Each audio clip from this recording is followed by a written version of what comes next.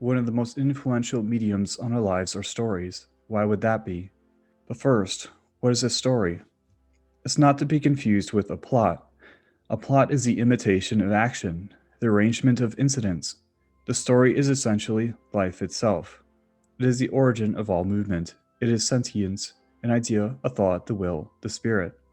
Aristotle's set of stories, in this case tragedy, is that it, quote, is the imitation of an action, and an action implies personal agents, who necessarily possess certain distinctive qualities both of character and thought. For it is by these that we qualify actions themselves, and these, thought and character, are the two natural causes from which actions spring. Tragedy is an imitation, not of men, but of an action and of life, and life consists in action, end quote. Our inner character, our spirit decides in action. Actions create stories. Stories make up our lives. They become the expression of our character, which molds the spirit. It loops in an upward or downward spiral.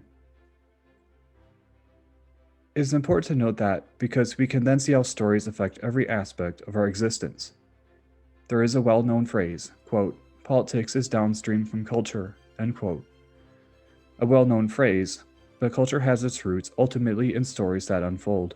Storytelling is the way we relate to the world and communicate it to others. How we convey how things could or should be, what was and what is. It builds our culture. From that, it builds politics.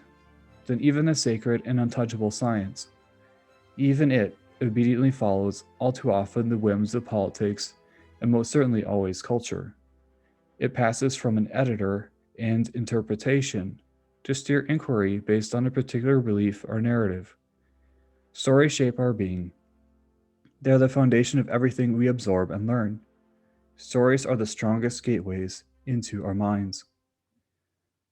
Hollywood knows this, advertisers, and those that want to manipulate your behavior know this. Our ancient forebears knew this. Story is not simply the telling of a tale. We have to ask what a tale is. At its root, it is life in motion. Imitating life in a certain way to others informs them about reality. It isn't a perceived reality, it is reality. Television, movies, and film aren't perceived reality. They are reality, shaping your reality.